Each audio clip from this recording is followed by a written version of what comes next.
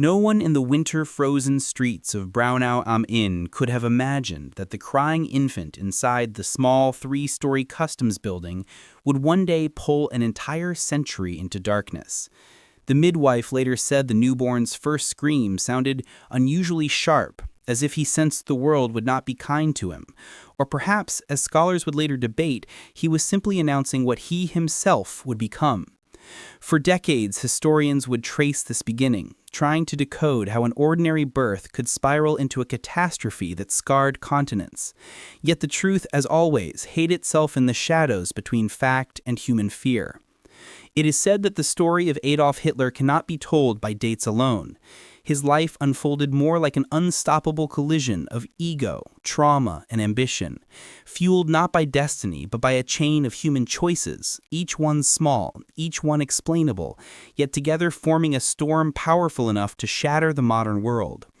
Americans who watched newsreels of him in the 1930s often wondered how a single man could cause millions to march, salute, kill, and die. But the secret was never simple power. It was psychology, resentment, fear, and timing, all converging in a Europe still trembling from the ashes of World War I. As a child, Adolf was not the towering voice of menace he later became. He was a quiet, sometimes sickly boy with a head full of drawings and daydreams, forever clashing with his authoritarian father, Alois, a man who barked orders like an officer and demanded obedience the way empire demands tribute. Alois wanted a civil servant's son. Adolf wanted to be an artist in Vienna. The distance between those two visions was not measured in miles, but in emotional wounds. Every beating, every humiliation engraved something inside him, shaping the insecurity that would later explode into nationalist fury. Those close to the family often remark that Adolf seemed desperate for approval, yet too proud to beg for it. That fragile mix would become his most dangerous weapon. When Adolf died suddenly, young Hitler felt both liberated and unmoored. He took his savings and his sketchbooks and traveled to Vienna, dreaming of grand museums and admiring crowds. But Vienna was not waiting for him. The Academy of Fine Arts rejected him, twice. His drawings lacked human figures, the examiners said, as if he were afraid of people. He wandered the city, staying in cheap hostels, eating meager meals, surrounded by immigrants, workers, aristocrats, and ethnic tensions that simmered beneath the surface. Vienna was a cauldron of political arguments, socialists shouting on one corner, German nationalists on another, Austro-Hungarian bureaucrats everywhere. Hitler absorbed it all. But what caught him most were the voices that blamed the chaos of modern life on something simple, something hateful, something dangerously easy to digest. The city whispered ideas of racial superiority, conspiracy, and destiny. They wrapped themselves around the young drifter like poisonous vines. For Americans today, trying to understand how prejudice transforms into ideology, Vienna is the missing chapter. Here, Hitler's frustrations mixed with the anti-Semitic theories circulating in coffeehouses and pamphlets. Here, failure fermented into fanaticism. Here, a rejected artist began imagining himself not as a nobody, but as someone chosen to restore greatness to a collapsing world. When he finally left Vienna for Munich, it was not ambition that guided him, it was escape. But fate was waiting in uniform. World War I erupted, and the drifting young man found the discipline and belonging he had long craved. The German army gave him structure, food, comradeship. He wasn't a great soldier, but he was an obedient one. He carried messages under fire and survived gas attacks and artillery explosions that killed men on both sides of him. For the first time, he felt part of something larger than himself. And when Germany surrendered in 1918, he felt that belonging ripped away. The armistice hit him like a personal betrayal. While millions mourned the dead and prayed for peace, Hitler saw only humiliation. In hospital, recovering from temporary blindness caused by mustard gas, he claimed to have heard an inner voice. Some said divine, others said delusional, assuring him that he had been chosen to restore Germany's greatness.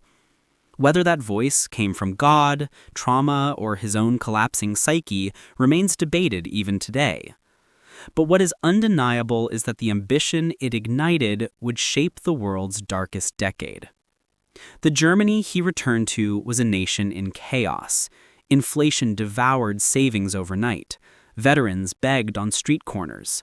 Communist uprisings clashed with nationalist militias. Politicians shouted but could not solve the crisis. Amid this storm, Hitler discovered something more powerful than art or military service. He could speak. Not just speak, command. His voice, once timid, now thundered with anger and theatrical passion. Crowds gathered. People listened. Some cried. Some clenched their fists. He joined the German Workers' Party, a tiny political group that met in beer halls, and within months he transformed it into a movement. He renamed it the National Socialist German Workers' Party, Nazi for short. What started as a few men around a wooden table would soon flood entire stadiums. Americans watched early footage of Hitler's rallies with disbelief. Reporters described them as part political sermon, part psychological hypnosis. Tens of thousands shouted in unison, flags snapping in the wind, searchlights slicing the night sky, creating a cathedral of power. It was spectacle, manipulation, and desperation, all fused into one relentless force. Historians note that Hitler didn't rise because he was strong. He rose because Germany was breaking. People sought certainty, and he offered it, wrapped in myth, rage, and nationalism. His failed coup in 1923, the beer hall putsch, should have ended everything. Instead, it became his turning point. In prison, instead of disappearing, he wrote Mein Kampf, outlining his vision with chilling clarity. Racial purity, territorial expansion, elimination of enemies, both real and imagined. Americans who later read the English translation found it rambling, paranoid, yet unmistakably dangerous. It was all there from the start. The world just didn't believe he meant it. When he emerged from prison, he founded Germany ready for a savior. Economic collapse, political infighting, and mass unemployment drove desperate citizens toward extreme solutions. Hitler promised jobs, unity, and revival. He blamed minorities, communists, intellectuals, anyone who diverged from his vision. The Nazis used propaganda with surgical precision. Radio broadcasts, posters, films, slogans, they built an alternative reality where Hitler appeared almost godlike, Germany innocent, and enemies everywhere. By 1933, he seized the chancellorship. Within months, democracy unraveled. One fire, the Reichstag burning, gave him the excuse to eliminate political opposition. One law, the Enabling Act, gave him dictatorial power. 1 year later, concentration camps expanded across Germany, and for the first time, the world began to sense the scale of what was unfolding. American diplomats sent warnings. Journalists described brutal beatings, book burnings, and the suffocating atmosphere of fear. But isolationist sentiments in the United States ran deep.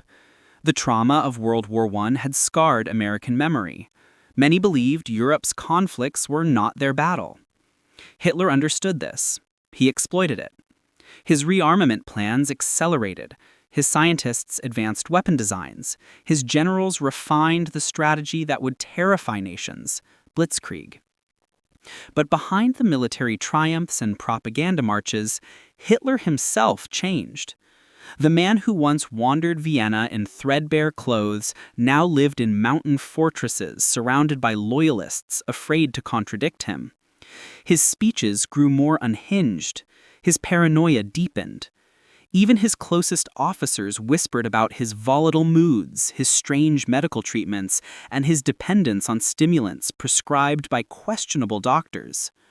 Power isolated him, warped him, and ultimately blinded him. By 1939, when he invaded Poland, Americans watched from afar, horrified, but still uncertain whether they would be drawn into another European war.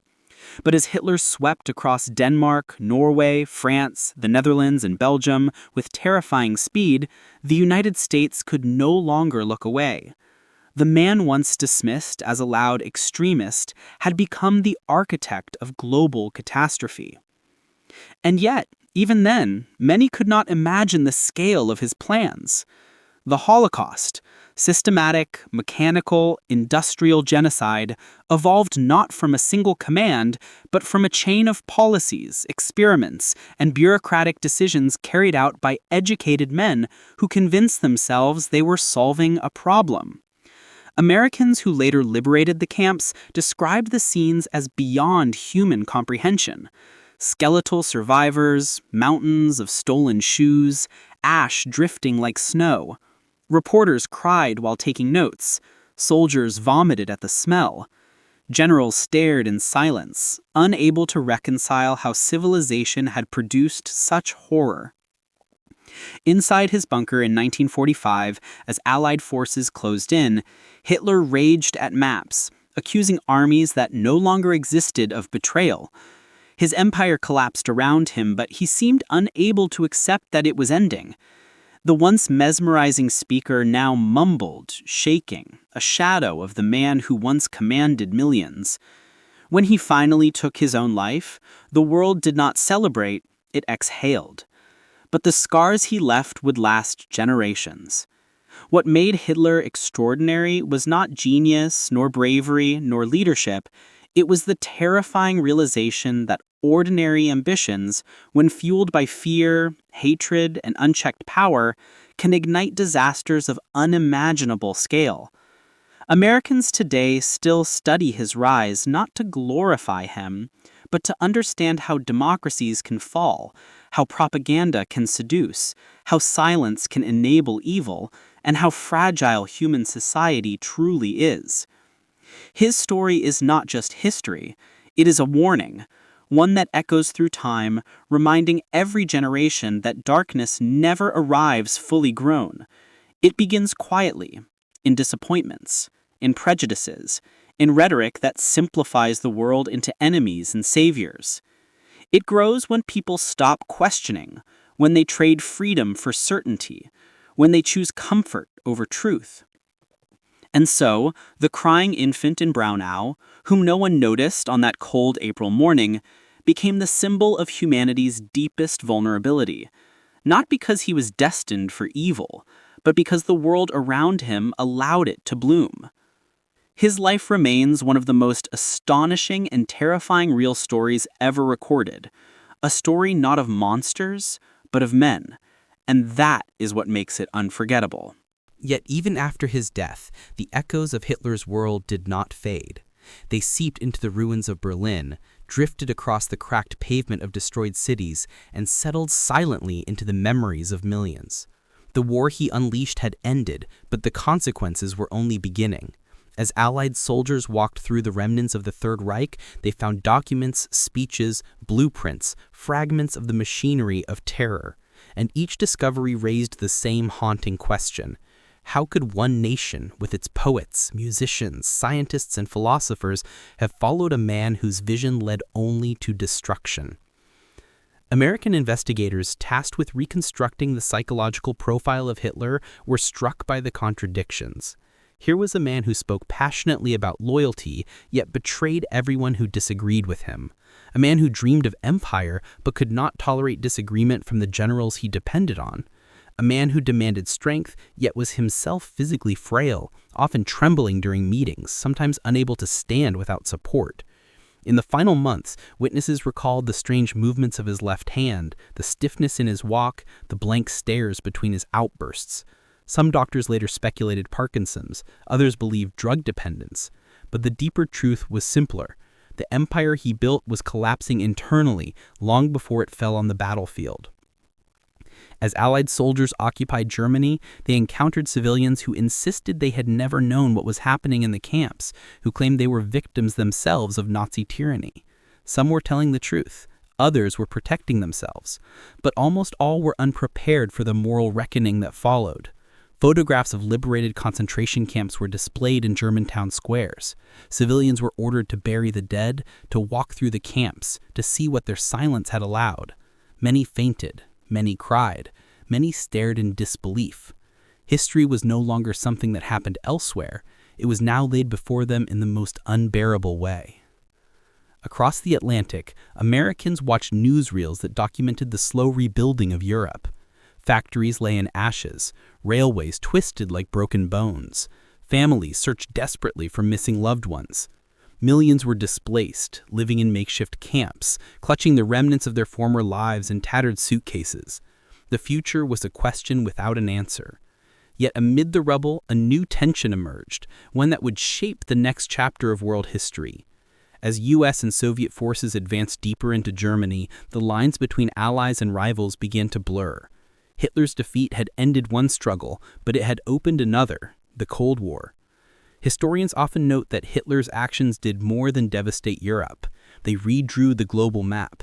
Germany split into East and West, the Iron Curtain descended, nuclear tensions ignited, and the United States, once determined to avoid foreign entanglements, now found itself the reluctant guardian of the Western world.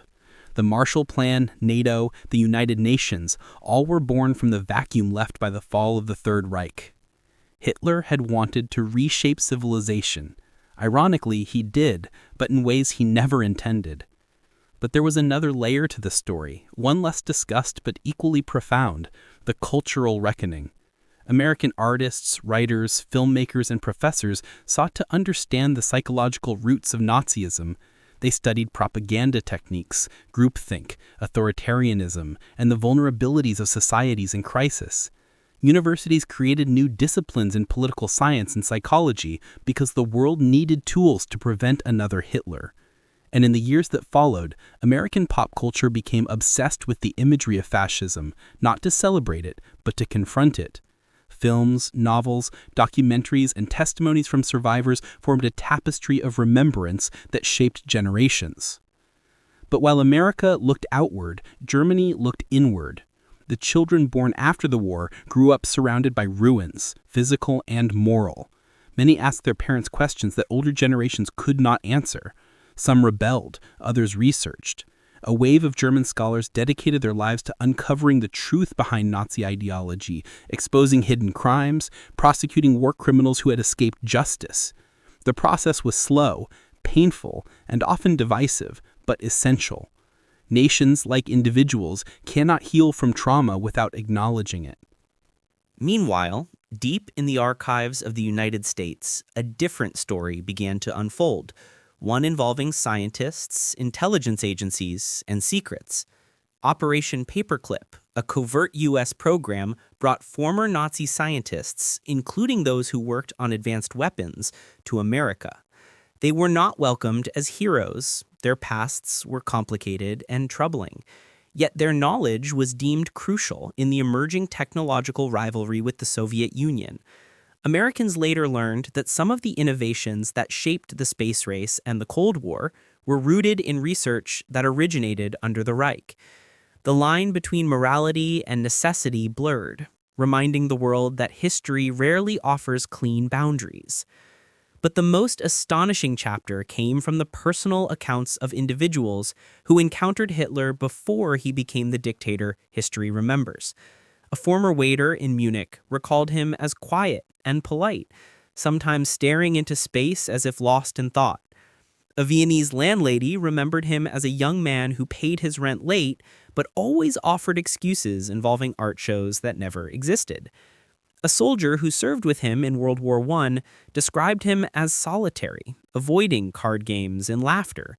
These fragments reveal a man far removed from the roaring figure at the Reichstag podium. They remind us that evil does not always present itself in dramatic form. Sometimes it enters history quietly, unnoticed, until it is too late. American universities later taught that Hitler's rise was not a single event, but a chain reaction, a series of small decisions, failures, and fears. Citizens wanted stability, and he offered it. They wanted pride, and he promised it. They wanted someone to blame, and he supplied scapegoats. His power grew because people underestimated him, dismissed him, or hoped he would change. But he didn't change, he simply became more of what he always was. And yet, even after everything, mysteries remained. Some files disappeared in the final days of the war, some witnesses died with secrets, some stories surfaced decades later, revealing that even high-ranking Nazis doubted Hitler but followed him out of fear or ambition. In American documentaries, former officers described a leader whose speeches were calculated performances, rehearsed in front of mirrors, refined to trigger emotional responses. Others revealed details about his private life, his obsession with image, his late-night meetings, his compulsive routines, his dependence on a small circle of loyalists who shielded him from the real state of the war. One of the most chilling discoveries came from his personal physician's notes found after the war. They described bizarre treatments, questionable injections, and a cocktail of stimulants and sedatives that may have influenced his decisions. For American audiences, the idea that world-shaping events were affected by unregulated medical practices felt almost unbelievable. Yet history is full of such unsettling truths. Still, the core mystery remained untouched. How could one man command such power? The answer, historians argue, lies not in Hitler himself, but in the world that allowed him to flourish. A world broken by war, fractured by inequality, panicked by economic collapse. A world where fear outpaced reason, where propaganda replaced truth, where democracy weakened under pressure. Hitler did not create those conditions, he exploited them. As decades passed, survivors aged, cities rebuilt, and the memory of war settled into textbooks. But the story never lost its relevance.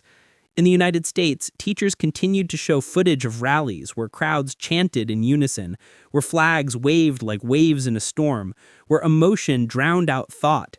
They reminded students that democracy is not guaranteed, that rights can be lost slowly, subtly, through apathy or manipulation. And every year, as new generations learned about the Holocaust, the same stunned silence filled classrooms, a silence heavy with realization. Even now, historians uncover new details, diaries, letters, and documents that add texture to the narrative. Some reveal early opportunities to stop Hitler that were missed. Others expose rivalries among Nazi leaders that nearly derailed his rise. Still, others suggest psychological patterns that modern scholars analyze to understand how charisma, trauma, and ideology all intertwine. But perhaps the most surprising discovery, unearthed decades after the war, was a set of sketches hidden in a private collection. They were early drawings made by Hitler during his years in Vienna. Not political images, not architectural fantasies, just small, quiet sketches of buildings and landscapes. They were technically competent, but emotionally empty. No people, no life, only structures. Historians debated their meaning, but many saw them as symbolic. A mind that preferred control over connection, order over humanity. And so the story of Hitler continues, not because the world admires him, but because it refuses to forget. His legacy is a dark mirror held up to civilization, reflecting what can happen when fear eclipses empathy, when leadership becomes manipulation, and when the human desire for security is twisted into a weapon. For Americans, the story is not only European history. It is a reminder of the fragility of freedom, and for anyone who studies the 20th century, Hitler remains a figure both terrifying and tragic, not because he was extraordinary, but because he was human.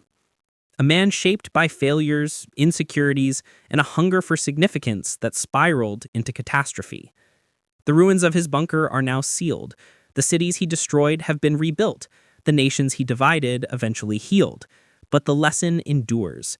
The greatest threat to humanity often comes not from monsters, but from ordinary men who believe they are destined to reshape the world. But even as the decades rolled forward and the shadows of World War II faded into the softer colors of history books, the presence of Hitler remains strangely alive, like a ghost that refused to be confined within the pages of time. Scholars in the United States continue to debate his psychological evolution, tracing his transformation from a drifting, rejected artist into the architect of global devastation. And with each discovery, the mystery deepened rather than diminished. The more experts learned, the more they realized how much remained unknowable. American intelligence agencies, for instance, uncovered a series of diaries belonging to high-ranking Nazi officials, notes scribbled in moments of panic, arrogance, and ambition. Some described Hitler's late-night monologues, where he paced back and forth for hours, delivering improvised speeches to the few remaining loyalists who still dared to sit in his presence. They described a man obsessed with destiny, convinced that his life had been guided not by coincidence, but by some grand historical force. And while the men around him nodded, agreeing to every delusional claim, many secretly feared they were watching the unraveling mind of a leader unable to face the reality of his dying empire. Meanwhile, in small American towns and large universities alike, ordinary people asked another question, one that lingered beneath every documentary and every survivor testimony. Could it happen again? Could another figure harness the same mixture of fear, charisma, and political chaos to lead millions down a similar path? This question haunted educators, policymakers, and psychologists, driving them to examine the roots of authoritarianism with unprecedented urgency. Hitler was no longer simply a historical villain, he had become a warning embedded into the DNA of modern society. But among the most fascinating and disturbing developments came from the field of behavioral psychology. American scientists studying group behavior discovered patterns that echoed the dynamics of Nazi rallies. The findings were chilling. People, when placed under intense emotional pressure, often surrendered critical thinking far more easily than previously believed. They followed the crowd, repeated slogans, accepted lies, and embraced ideas they would normally reject. Hitler had understood this instinctively. His rallies were not political events. They were engineered experiences designed to trigger primal emotions. Under the glare of searchlights and the thunder of synchronized chants, individuals dissolved into the collective mass, becoming part of a single, obedient organism. This realization shocked American scholars. If crowds could be manipulated so easily, what did that mean for modern democracies? Could propaganda resurrect itself in new forms, through television, through advertising, through the emerging power of the digital world? Hitler may have died in 1945, but his methods survived, mutating and embedding themselves into the mechanisms of persuasion that shaped public consciousness. And as these ideas spread, the need to study his life deeply, thoroughly, honestly became more essential than ever. Yet while academics debated theories, personal stories continued to surface, stories that added new dimensions to Hitler's character. One came from an elderly woman in Munich who claimed to have seen him in a cafe shortly before the beer hall putsch. She described him not as a charismatic figure, but as a man who sat alone, scribbling notes furiously, occasionally staring into the distance as if he were watching an invisible play. And another came from a Belgian soldier who had fought near the front during World War I. He remembered a strange German runner who carried messages under fire with an almost reckless calm, as if danger didn't quite apply to him. These memories, scattered across Europe, painted a portrait of a man driven not by strength, but by an inability to see the world as others did. As historians continued to dig into the past, they discovered letters Hitler had written during his early years. Many contained surprisingly emotional language, complaints about loneliness, frustration with society, disappointment in his own failures. These letters were not excuses for what he later became. Rather, they underscored the complex mixture of vulnerability and ambition that eventually evolved into tyranny. The tragedy, American scholars noted, was that countless individuals have experienced similar frustrations, yet only one turned them into a blueprint for destruction. Meanwhile, across post-war Germany, Reconstruction created a new landscape, one that stood in stark contrast to Hitler's dreams of eternal rule. Cities rebuilt themselves with modern architecture, democratic governments, and vibrant cultural movements. Young Germans grew up rejecting the ideology that had once consumed their grandparents. They filled universities with debates about human rights, art, literature, and science.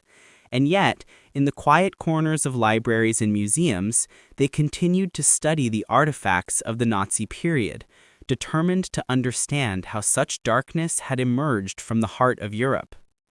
American tourists visiting Germany often found themselves drawn to sites connected with Hitler, not out of admiration, but curiosity and disbelief.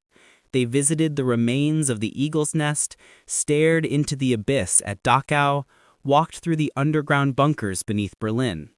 Many described the experience as surreal. The physical spaces felt too small, too ordinary to match the scale of the horrors they represented. It was difficult to reconcile the mundanity of brick and concrete with the enormity of the suffering that had unfolded within those walls. But perhaps the most unexpected chapter of Hitler's posthumous influence surfaced not in Europe or America, but in the Middle East, Asia, and Latin America. Dictators around the world studied his methods, some openly, others secretly. They analyzed his propaganda techniques, his ability to build loyalty, his strategies for eliminating opposition. This global spread of authoritarian tactics alarmed political scientists, who recognized that the shadow of the Third Reich had stretched far beyond the lifespan of the regime itself. In the years that followed, many authoritarian governments borrowed from Hitler's playbook, adapting it to their own cultures and circumstances. And yet, as Hitler's legacy expanded across the world, so too did the determination to resist the forces he represented. Survivors of the Holocaust traveled extensively, giving speeches, writing memoirs, and educating new generations about the importance of vigilance. Their stories carried a weight that statistics could never match. They described nights of terror, days of starvation, moments of impossible courage. American audiences, listening to these testimonies, felt the truth settle into their bones. History was not distant. It lived in the words of those who had survived it.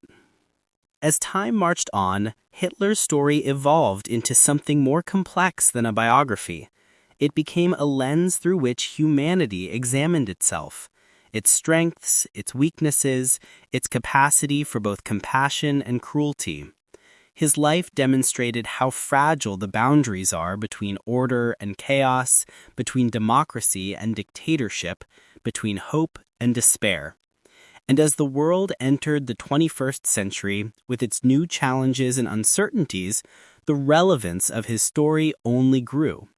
Researchers uncovered new letters, new photos, even secret conversations recorded by Allied intelligence during the war. Each discovery added a new layer to the picture. They learned that Hitler's confidence often hid deep insecurity, that his boldness masked paranoia, that his public image was carefully crafted to conceal his vulnerabilities. And while some insisted that his evil was too great to analyze, others argued that understanding it was the only way to prevent its reemergence. Even today, decades after the war, the world continues to produce new interpretations of Hitler's life. Filmmakers create documentaries that attract millions of viewers in the United States. Teachers design lessons to help students recognize the signs of rising extremism. Writers explore the personal stories of those who lived under Nazi rule. And through all these efforts, a pattern continues to emerge. The realization that Hitler's story is not just a story about Germany, it is a story about humanity itself. The wind outside the Berghof moaned like a wounded creature as Hitler leaned back in his high-backed leather chair, staring at a half-finished painting on the table before him. It was a watercolor. Soft blues, gentle shadows, a scene of Vienna he had begun sketching in rare moments of calm. His hand trembled slightly, not from age, though he was aging faster than his years, but from a profound uncertainty he had never allowed himself to feel. For the first time in his life, Adolf Hitler did not know what tomorrow would look like. The room was dim, lit only by a single lamp whose glow barely reached the corners. The quiet was interrupted only by the scratch of his dog Blondie shifting near the fireplace. Outside the window lay the Bavarian Alps, majestic, ancient, indifferent to the wars of men. A knock broke the stillness. Mein Führer. It was Martin Bormann's voice, low but tense. Hitler did not turn. Enter. Bormann stepped in and stood stiffly. The reports from the Eastern Front have arrived. Of course they had. Reports of loss, collapse, retreat, words Hitler had tried to erase from German military vocabulary. He gestured for Bormann to place them on the desk, but did not reach for them. Instead, he closed his eyes. He was remembering something strange, something that had happened earlier that afternoon, something he had not told anyone. A dream? A hallucination? A warning. He had seen himself not as the Führer, not as the architect of a 1,000-year Reich, but as a lone soldier standing on a snow-covered Ukrainian road, staring at the bodies of young German troops frozen stiff in unnatural poses. The wind had sounded like whispers. Why? The voices had asked. Why us? He had woken with sweat running down his back, breath ragged, and something inside him, something buried deep beneath layers of ideology, rage, and ambition, had shuddered. A message arrived from Washington as well, Bormann added, carefully. Hitler finally opened his eyes. From Roosevelt? No. From someone else. American intelligence. It's vague, but they claim to possess documents that could— Spare me the details, Hitler snapped, but his voice lacked his usual bite. He stood and walked toward the window, hands behind his back. The reflection that stared back at him was not the figure etched onto propaganda posters, towering, resolute, unwavering. This reflection was older, heavier, almost human. What do the Americans truly want? Hitler murmured. Bormann hesitated.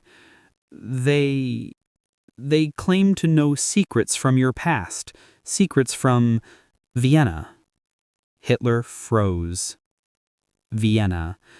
The one chapter of his life he had sealed away with iron bars. The hunger, the rejections, the poverty, and the encounter he had never spoken of. The one moment that could have changed the entire trajectory of the world had he made a different choice. Leave me, Bormann, he said quietly. Bormann left without another word. Hitler remained at the window long after the footsteps faded, because he knew what the Americans were talking about. He knew what they had found, and he knew that if those documents surfaced, the world would see a side of him he had buried long before the rise of the Reich. Vienna, 1910. The Secret Chapter. Snow had blanketed the city, covering the imperfections of poverty under a white mask. The young Hitler, thin, hungry, but full of ambition, walked the cobblestone streets near the Academy of Fine Arts. He clutched his portfolio tightly, each rejected application letter burning like a coal in his memory. But that night, something unusual happened. As he stood under a flickering street lamp, shivering, a well-dressed stranger approached him. Tall, refined, clean-shaven, clearly a man of education.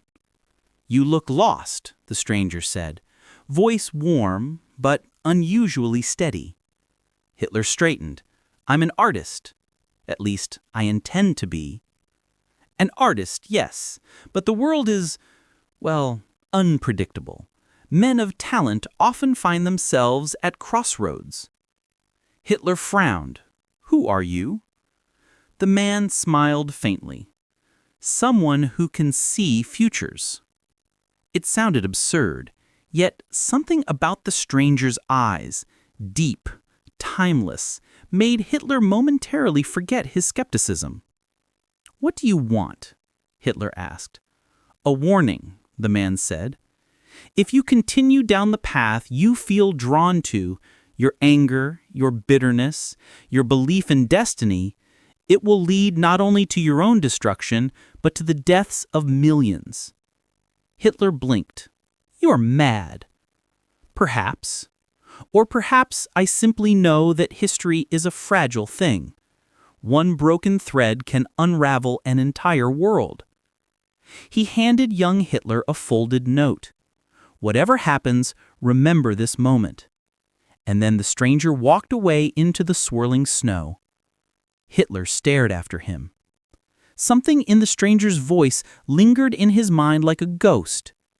When he finally opened the note, it contained only a single line: "Power chosen through pain will lead to ruin." Young Hitler tore the note and let the pieces scatter in the snow. But he never forgot the stranger's eyes. Not entirely. Back to the Berghof, 1944. Hitler gripped the edge of the window frame now, breath slow and controlled. He had never told anyone about the encounter. He had convinced himself it had meant nothing. And yet, how had American intelligence obtained information about that night? The thought chilled him more than the winter air seeping through the glass. But before he could think further, the door burst open. This time, it was Himmler. "Mein Führer," he said breathlessly, "we have intercepted a message. The Americans, they claim to have located a man connected to your past. Someone who saw you in Vienna. Someone who says he predicted your rise." Hitler turned sharply. The stranger. Himmler continued, "They plan to broadcast his testimony to the world." Silence fell like a hammer. Hitler's world, the one he built brick by ideological brick, the one cemented with propaganda, myth, and fear, was beginning to crack. Not from armies, but from truth. And truth, he realized, was the one enemy he had never learned how to deceit. The silence inside the Berghof felt suffocating after Himmler's words. For a moment, even Hitler's breath seemed suspended in the air, hanging like frost. "A man from Vienna," Hitler repeated slowly, each syllable weighted with something between dread and disbelief. "Yes," Himmler confirmed. "An unidentified Austrian intellectual. The Americans say he met you before your rise to power." Hitler's fingers twitched slightly. It was subtle, but Himmler noticed. "What else do they claim?" Hitler asked. Himmler hesitated, and that hesitation said more than any words he could have spoken. "They claim," he began, lowering his voice, "that this man predicted what you would become." The sentence lingered like smoke. Predicted. History, war, destruction, all foretold by a stranger on a snowy Viennese night more than 30 decades ago. Hitler turned away from Himmler, pacing slowly toward the massive fireplace. Blondie lifted her head as he passed, sensing the tension radiating from her master. The flames crackled, throwing long shadows across the room. Hitler stared into them, as if searching for answers buried somewhere inside the dancing light. "So," he murmured, "the Americans think they can weaponize my past." Himmler said nothing. Hitler's voice edged into something colder. "Do they know his name?" "No," Himmler replied, "but they have fragments, references, witness accounts, and a few sketches allegedly made by the man himself." Sketches. Hitler's jaw tightened. The stranger had sketched him that night too, quick, fluid lines capturing the ambition burning behind the young painter's eyes. A single piece of paper that should never have survived. Hitler finally turned back to Himmler. This man, if he is still alive, his voice trailed off, the implication unspoken. Himmler stepped forward. Mein Führer, we can locate him. We can silence him. Hitler raised a hand. No. Himmler blinked. No? Hitler's eyes flashed. Killing him would prove the Americans right. It would feed their propaganda. No. I will face this myself. The declaration shocked Himmler. Hitler rarely chose confrontation when shadows threatened his myth. He preferred annihilation. But this was different. This was personal. Washington, D.C. The secret meeting. Across the Atlantic, a dimly lit room in Washington buzzed with the quiet intensity of hidden purpose. 3 men sat around a polished oak table. General William Donovan, head of the Office of Strategic Services, America's intelligence backbone. Secretary of State Cordell Hull, stern, calculating, cautious, and finally, a figure whose name had been sealed in classified files for decades, Dr. Elias Reyna. He was older now, silver-haired, bespectacled, posture slightly stooped, but his eyes held that same ageless depth Hitler remembered from Vienna. Donovan leaned forward. Dr. Rayner, you understand the risk of what you're doing. Rayner nodded. I have lived with this truth for 34 years. Hiding it any longer serves no one. Hull clasped his hands. Tell us again, Doctor. Why did you approach him? What did you see in Adolf Hitler that night? Rayner exhaled slowly. In 1910, Hitler was not yet the monster he would become. He was angry, yes, deeply resentful, wounded by repeated rejection. But the darkness I sensed, it was like a seed, small but potent. What made you approach him? Donovan asked. Rayner looked down at his hands. I had dreams, he admitted softly. Dreams of a world drowning in fire, a war unlike any before. A figure rising amidst the chaos, a man whose voice could command nations. Hull frowned. You're saying you foresaw the war? Rayner replied, Not exactly. But I saw the consequences of certain paths, and something, call it intuition, call it foresight, told me that if Hitler chose ambition over art, the world would pay a terrible price. Donovan exchanged a glance with Hull. And you told him this? Hull asked. I warned him, Rayner said quietly. I begged him to choose creation over destruction, to embrace the artist he longed to be. But he paused. He rejected that future. The room fell silent. Donovan leaned back. The Führer won't ignore this. If he learns we have you, he'll react. Rayner met his eyes.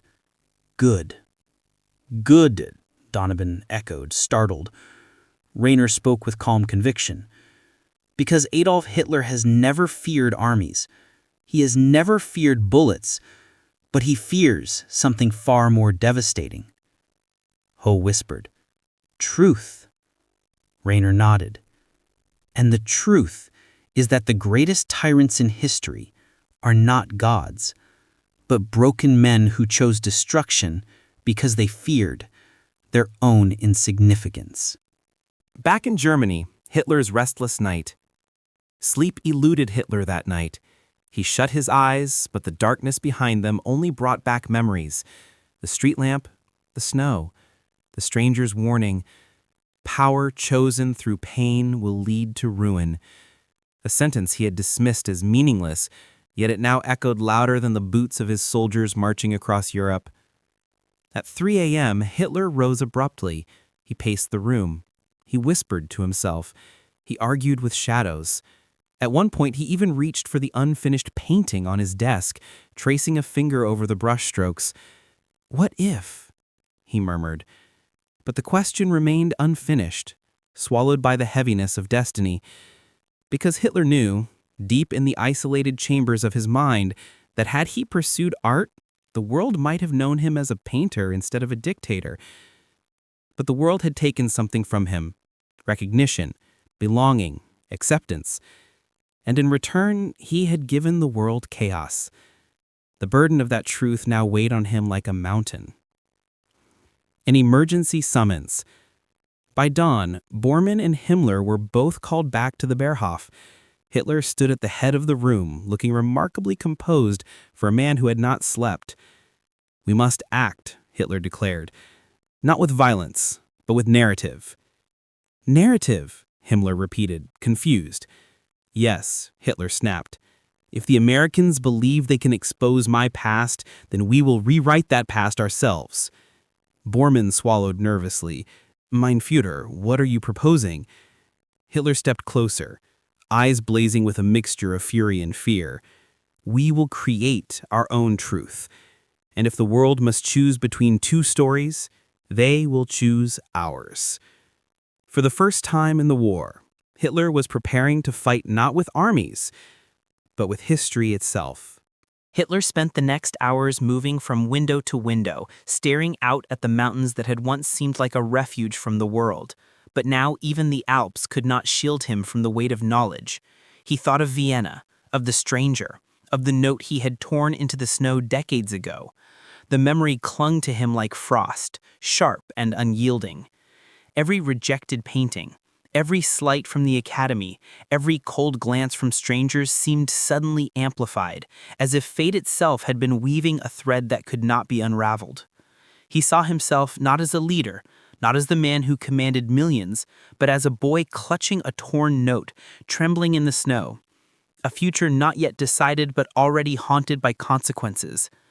The idea that someone, an unknown observer, a mere human, might still have the power to influence the narrative of his life made him restless. He considered orders, strategies, the deployment of propaganda, yet the world he had so meticulously built now felt fragile, as if it could shatter with a whisper. For the first time, he wondered if his enemies could see through the careful architecture of his myth, could peer into the private chambers of memory and find the vulnerability he had always hidden. And as the sun rose weakly over the Bavarian horizon, its pale light falling on the snow-covered grounds, Hitler realized that history was no longer a tool he could manipulate entirely. It had become a mirror, reflecting both the man he was and the man he might have been. Bormann and Himmler moved cautiously, sensing the shift in his mood. He did not shout, he did not storm. Instead, he walked with deliberate slowness, fingers brushing over the polished furniture, tracing invisible patterns on the wood as if reading the past in the grains. The stillness of the room contrasted sharply with the storms of the outside world, the crumbling fronts, the retreating armies, the whispered rumors in Berlin that spoke of defeat. Yet inside, in this secluded chamber, the storm was internal, fueled by memory and the unbearable knowledge that the past could not be erased. Hours passed without speech. Hitler finally paused near a desk piled high with papers, plans, reports, letters, all the instruments of control he had relied upon. He picked up a letter from an unknown source, unsigned, but clearly originating from Vienna. His eyes scanned the lines, recognizing the handwriting of someone who had observed him closely, who had seen the young man he had once been. Each word was precise, understated, yet it carried a weight far heavier than any order or proclamation he had ever given. It spoke not of blame, not of threat, but of the inevitability of consequences. He folded the letter carefully and placed it atop the pile. The room remained quiet, the only sound the faint hiss of the radiator and the occasional whisper of the wind. He moved toward the window again, gazing at the Alps, thinking of the snow-covered streets of Vienna, the faces of children he had once passed by, oblivious to the shape of history that would unfold from the choices he had made. In that moment, he understood something he had never allowed himself to admit. that destiny was not solely forged by ambition or fear, but by a series of small, seemingly insignificant decisions. And he saw clearly that those choices had already set in motion a chain reaction that no power, no propaganda, no speech could reverse. The day stretched into night, yet Hitler did not rest. He walked through the corridors, each step echoing off the walls, his mind a labyrinth of possibilities and regrets. He considered alternatives, paths never taken, scenarios in which he had become a painter, a modest architect, a man remembered only by a few. But those paths were closed now, sealed by decades of decisions, by a world that had already felt the weight of his vision. The enormity of what he had wrought settled upon him, not as a distant abstraction, but as a tangible, pressing presence that demanded acknowledgement. He thought of the people, of the millions who had followed, who had suffered, who had perished. Each face was etched into his memory, a mosaic of devotion, fear, hope, and despair. He remembered the voices of those who had spoken against him, the murmurs of resistance, the quiet courage of the marginalized. And he realized, with a clarity that was almost unbearable, that history was no longer his instrument. It had become its own entity, independent, unyielding, and it would judge him without mercy.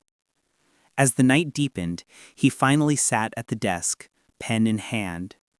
For hours he wrote, not orders, not plans, not speeches, but reflections. Letters he would never send, thoughts he would never share. Each sentence was a confrontation with the self he had hidden behind masks of authority, charisma, and ideology.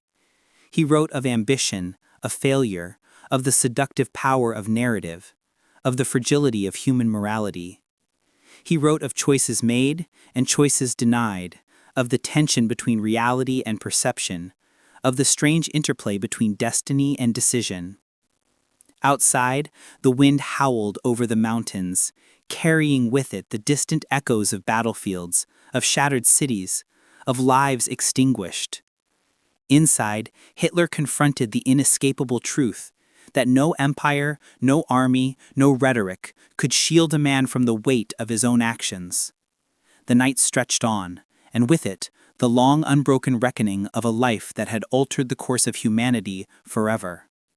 And somewhere, across oceans and continents, the world waited. Witnesses, historians, survivors, and ordinary people would one day read the record of these hours, these thoughts, these moments in which the architect of devastation finally faced the intangible, inescapable force that had always existed beyond his control: truth itself. The sun rose weakly over the snow-blanketed Bavarian landscape, its pale light barely reaching the edges of the Berghof.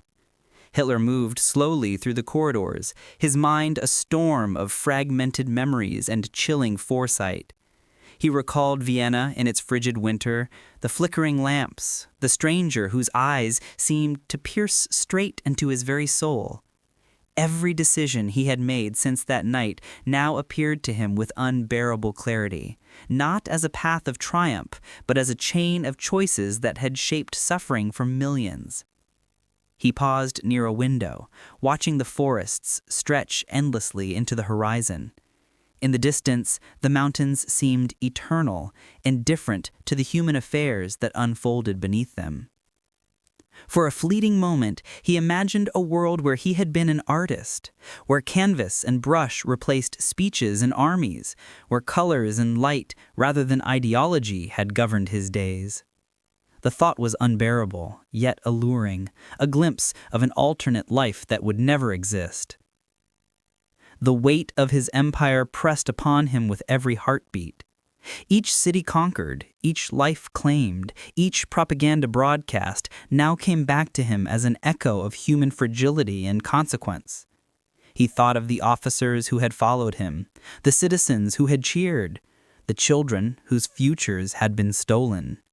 Their faces, once distant, now crowded his mind, unescapable and accusing. History, he realized, was no longer pliable. It had a memory of its own, one that would not forgive, and he, the architect of so much devastation, was at its mercy. Hours passed. He moved from room to room, touching objects that had once symbolized authority. A map of Europe, charts detailing troop movements, letters filled with commands and predictions. Each piece now felt hollow, imbued with a sense of futility. Even Blondie, sensing the tension, remained close but wary, her presence a fragile tether to a world that had once seemed so fully under his control. As night fell, he finally sat at his desk, pen in hand, facing blank sheets of paper. He wrote feverishly, not of plans for conquest, not of speeches to rally the masses, but of reflection. Every line confronted the choices he had made, the paths ignored, the small betrayals and overlooked opportunities that had compounded into catastrophe. He documented the moments of fear, pride, and obsession, each memory sharpening the contours of a life that had irrevocably altered the world. Outside, the wind carried the distant echoes of cities shattered and rebuilt, of rivers swollen with history, of generations that would study and question, analyze and remember. Hitler wrote of the fragility of human morality, the ease with which ordinary men could become instruments of destruction, and the perilous allure of power. In his words, he confronted the full scope of his ambitions and the shadows they cast across continents. By dawn, exhaustion weighed heavily upon him, yet the act of writing seemed necessary, a feeble attempt to wrest meaning from a life defined by chaos. He paused, letting the pen hover over the paper, and stared at the snow-covered mountains. He thought of the man he had once been, the boy in Vienna, clutching a torn note, and he saw the threads of destiny intertwining with choice, loss, and consequence. The day began, and with it came reports, briefings, and the constant hum of orders and communications. Yet Hitler's mind was elsewhere, tethered to memories that could not be ignored. The stranger in Vienna, the note, the choices not taken, they all converged into a realization that power alone could not shield a man from the truths of his own existence. History, he understood, was not merely a record to be shaped. It was a force with its own weight and momentum, capable of judgment and memory beyond human control. Hours turned into days, and the isolation of his world grew more pronounced. Every plan, every strategy, now felt like a shadow of what might have been, a desperate attempt to assert control over a reality that had long slipped through his fingers. He walked through the halls with deliberate slowness, tracing the patterns of past events, confronting the inevitability of the consequences his decisions had wrought. The silence around him was absolute, save for the faint creak of floorboards and the distant rustle of snow against the Berghof walls. Yet, despite the solitude, the weight of the world pressed in. Hitler understood that history would remember him not only for the devastation he orchestrated, but for the human choices that led to it. Each small act, each overlooked warning, each moment of unchecked ambition, all these had accumulated into a force that now existed beyond his control. He felt a cold clarity.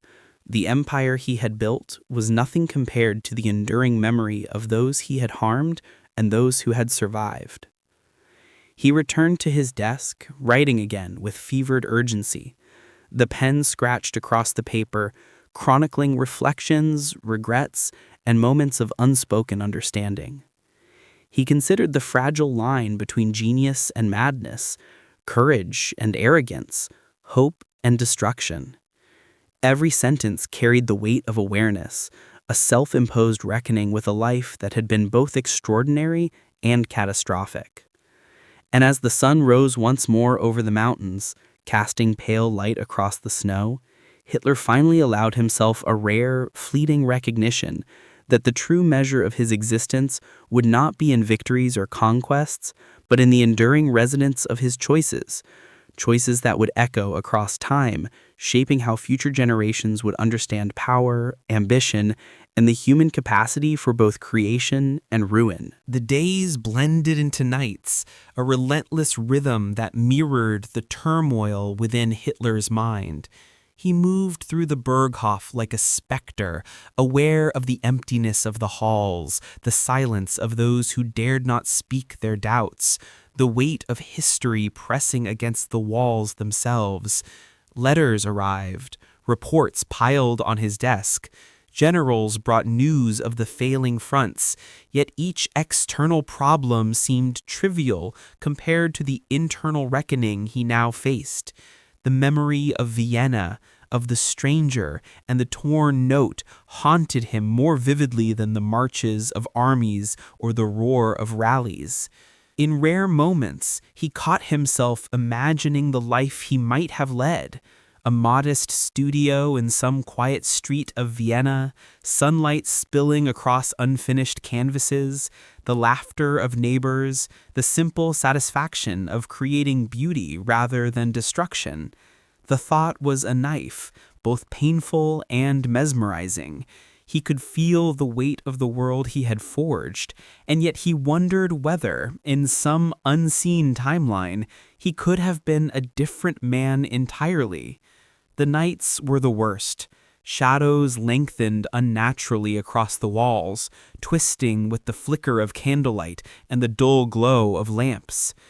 Every creak of the floorboards became a portent, every whisper of the wind a reminder of the consequences of ambition unchecked by conscience. He could not sleep. When he closed his eyes, he saw faces, soldiers, civilians, children, old men and women who had perished because of his choices.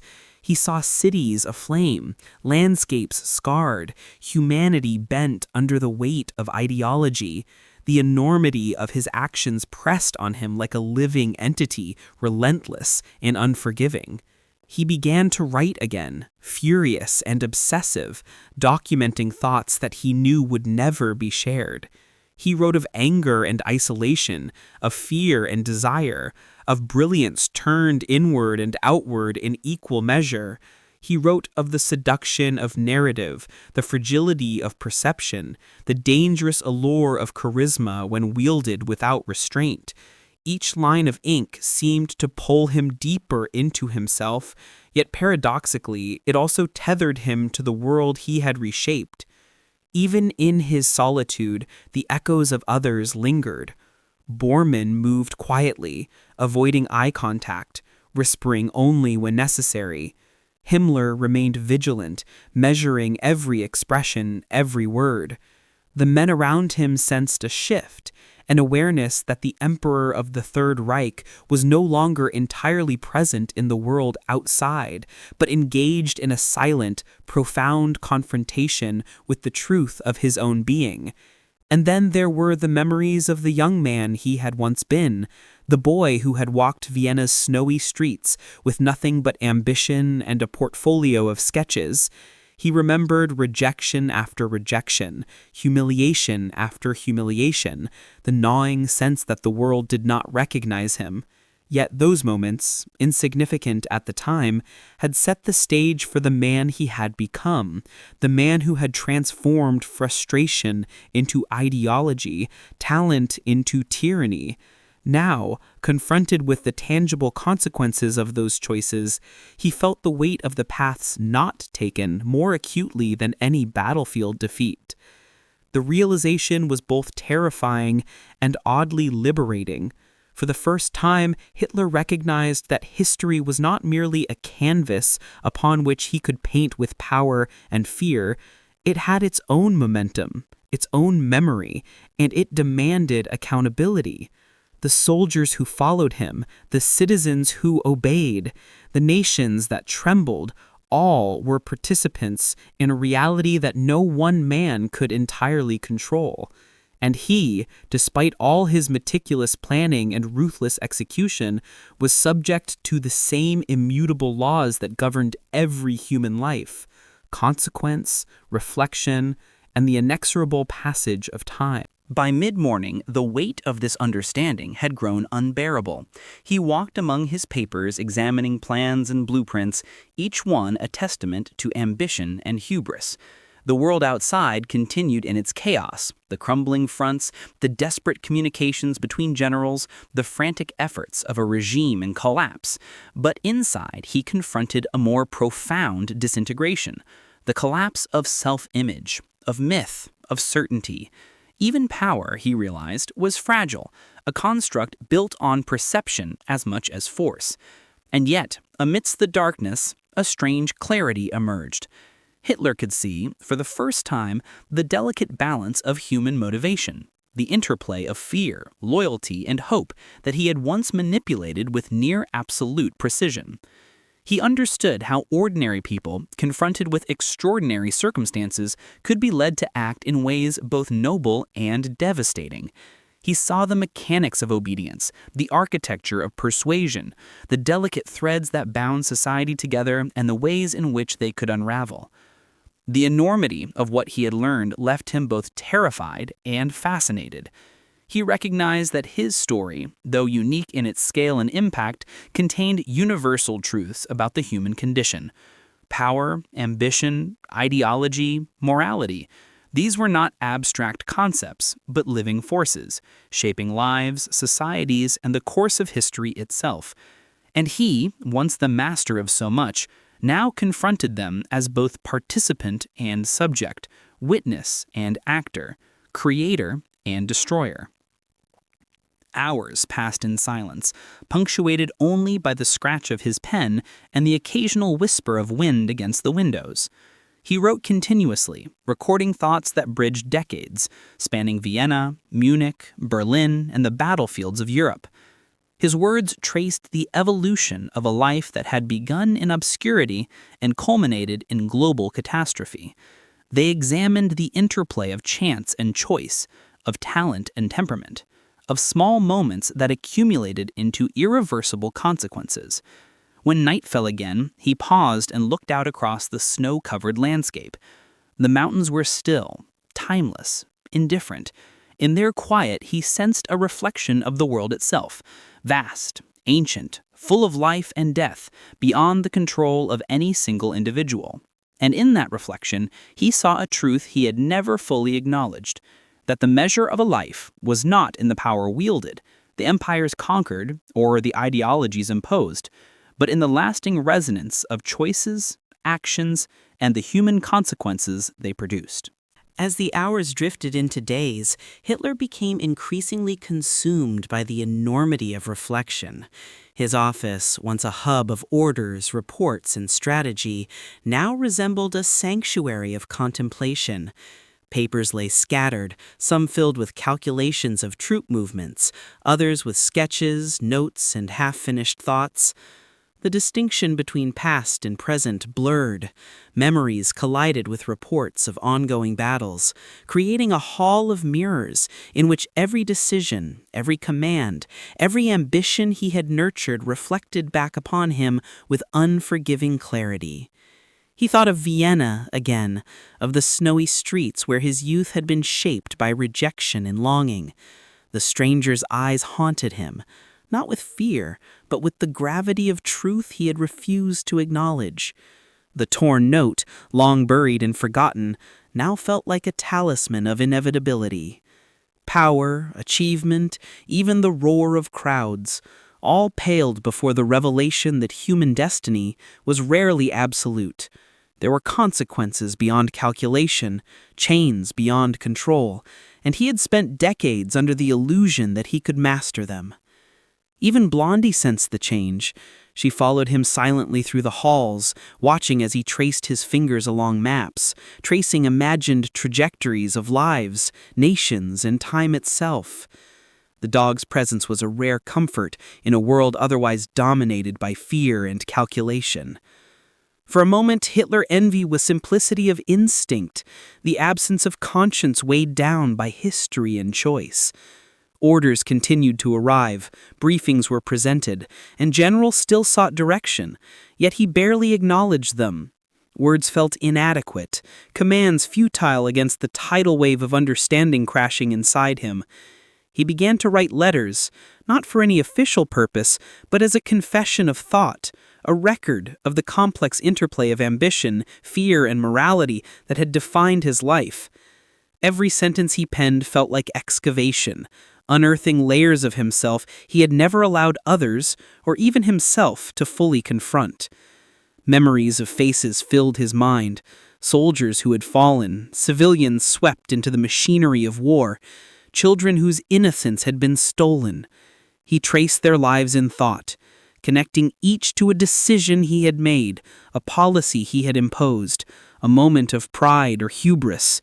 The vast tapestry of human suffering unfurled in meticulous detail. Yet with each thread came insight. He understood how ordinary humans became instruments of ideology, how loyalty could be both a virtue and a weapon, and how the seductive allure of narrative had guided nations as easily as armies. Night fell, and the cold crept through the Berghof. The mountains stood eternal outside, indifferent to the calculations, the ambitions, the fears of men below.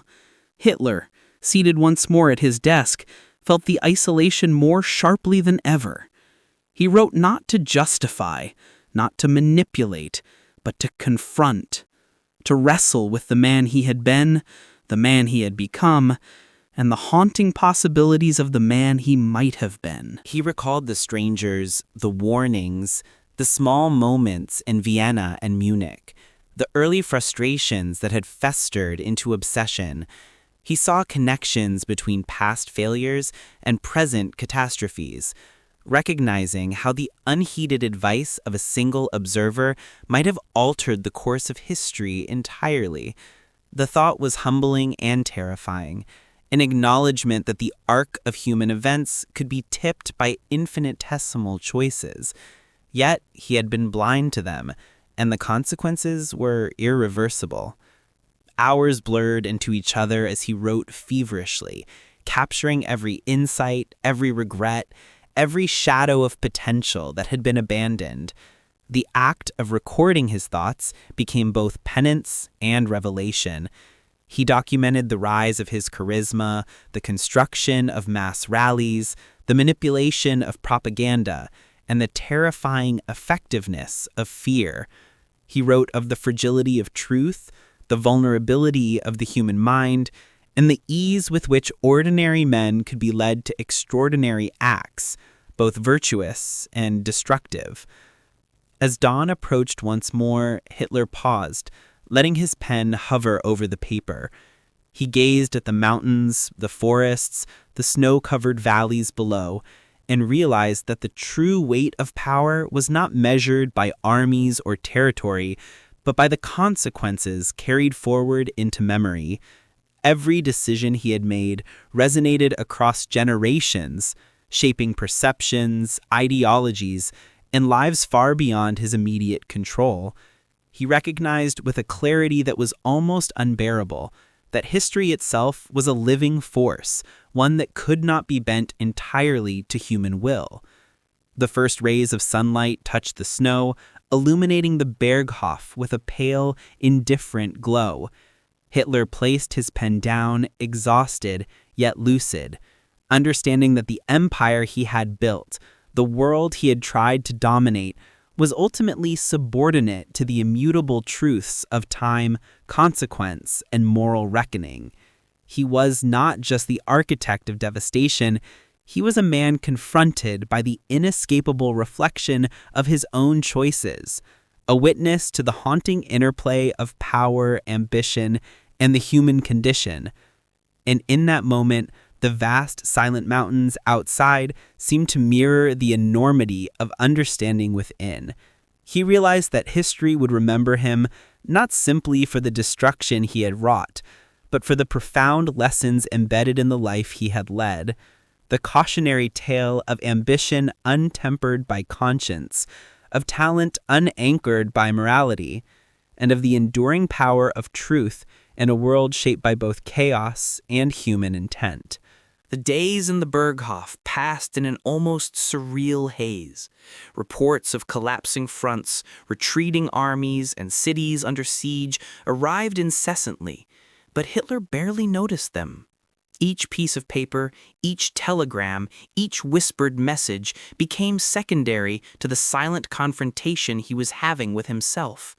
The confrontation he had been avoiding for decades.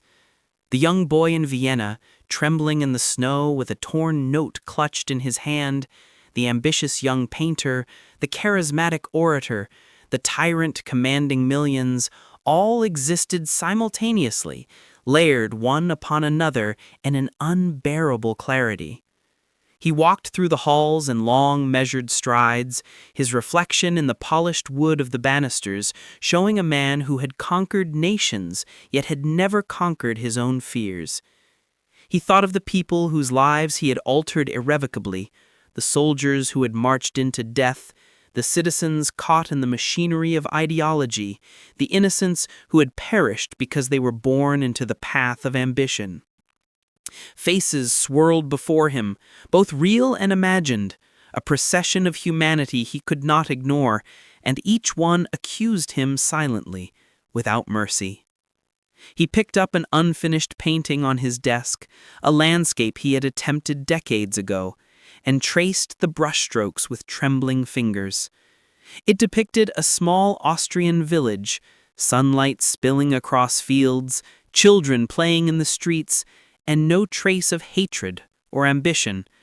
He realized then, with a chilling clarity, that this image represented the man he could have been, an ordinary man, flawed but not catastrophic. But that path had been rejected, buried beneath resentment, obsession, and ideology. The wind outside carried the cold bite of early winter, rustling the snow against the Berghof walls. Hitler paused at the window, staring at the mountains in silence. In their vast indifference, he saw a mirror of history itself, ancient, unyielding, indifferent to human ambition, yet shaped subtly by the choices of men. And he understood, in a way he had never before allowed himself, that the true power of history was not conquest, not speeches, not propaganda, but the relentless memory of consequence, which preserved every decision, every act, and every failure. He sat at the desk again and began to write, not orders, not declarations, not speeches, but reflections. Letters to the dead, notes to the living, thoughts that might never be read but which captured the totality of a life now under the harsh scrutiny of memory. He wrote of Vienna and Munich, of rejection and pride, of ambition and obsession. He wrote of the seduction of power, the fragility of truth, and the ease with which ordinary humans could be transformed into agents of ideology. He wrote of the collapse of morality under pressure, the intoxicating allure of certainty, and the terrifying responsibility of choice. As the hours passed, he moved into recollections of specific moments, the early rallies in Munich, the speeches that electrified the masses, the moments when fear became as effective as persuasion. He examined the mechanics of obedience, the architecture of loyalty, and the terrifying consequences of ideological devotion.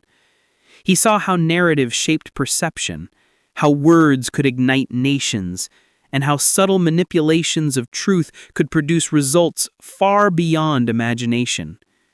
Yet in every reflection, the faces of the victims returned, unyielding, haunting, and impossible to dismiss. By mid-afternoon, exhaustion weighed upon him, but he could not stop. Sleep seemed impossible. The life he had constructed, the empire, the myth, the image of invincibility, was fragile under the scrutiny of introspection. The veil had been lifted, and he now perceived himself in a stark light, not as an architect of destiny, but as a man who had let bitterness, ambition, and untempered talent become instruments of destruction. The thoughts of Vienna, the stranger, and the torn note became obsessive. He recalled the stranger's warning with terrifying precision. Power chosen through pain will lead to ruin. For decades he had dismissed it as irrelevant, a trivial moment in the life of a boy. Now the warning rang clear as a bell. Every death, every city reduced to ash, every ideology forced upon a trembling populace could be traced back to choices he had made in anger and rejection. Even Blondie sensed the tension and remained unusually close, her presence a silent tether to reality. Hitler moved around her quietly, sometimes speaking under his breath, sometimes whispering to himself about Vienna, about lost opportunities, about the terrifying clarity of hindsight. The corridors of the Berghof became a landscape of thought, each room a vessel of memory, each shadow a fragment of consequence. Hours turned into days, and during this time, Hitler began to confront a truth that had always eluded him. History was more powerful than any army, more lasting than any speech, and more unforgiving than any personal ambition. It recorded everything, remembered everything, and measured everything against the immutable standard of morality, consequence, and human suffering. The world he had sought to dominate was ultimately beyond domination. Even as generals debated strategy, even as cities burned, even as propaganda machines churned, he faced the undeniable fact that he was only one man, and yet the repercussions of his decisions had reshaped humanity itself. He began to trace connections across his life: the boy in Vienna, the failed applications, the early frustrations, the first speeches, the consolidation of power, the decisions that led to war, the extermination of millions. Each thread led inexorably to the next, a web woven of desire, resentment, genius, and hubris. And at the center of it all, he recognized the role of choice, the terrifying human choice that no ideology could absolve. The nights remained long, yet he no longer feared them. In their darkness he confronted the totality of himself. He acknowledged the ambition, the rage, the cunning, and the creativity that had defined his rise, and he acknowledged equally the destruction, the death, and the moral corruption that had resulted. He saw himself as he truly was: human, fallible, extraordinary, and catastrophic. By the final week of reflection, he began to write with renewed purpose, knowing that this act, writing, thinking, confronting, was the last thing he could control. He documented not only events, but also insights, moments of clarity, and lessons learned through unimaginable consequence. He wrote of the delicate balance of human morality, the seduction of ideology, and the fragility of societal structures when confronted with ambition untempered by empathy. And then, as the mountains caught the first pale light of morning, Hitler laid down his pen for the final time. Exhausted, lucid, and unflinching, he understood the indelible truth that power is transient, reputation is mutable, but consequence endures. Every act of destruction, every manipulated narrative, every choice that had unleashed catastrophe upon millions would be remembered long after empires fell and lives faded. He was, simultaneously, the author and subject of history, a man confronted by the magnitude of his own creation. The Berghof remained silent.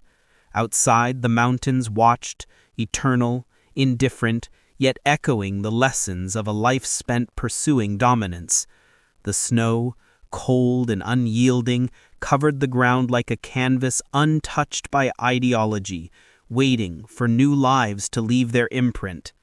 Hitler, at last, faced the full weight of his existence, not as a Führer, not as a legend or monster, but as a human being, fragile, fallible, and inescapably responsible. In those final reflections, one thing became unmistakably clear. History is not merely a record of events. It is the accumulation of choices, the memory of consequences, and the relentless witness to human ambition and folly. And Adolf Hitler, the man who had once believed himself a master of destiny, understood at last that the ultimate measure of a life lies not in the power wielded, but in the awareness of its consequences and the echoes it leaves in the lives of others.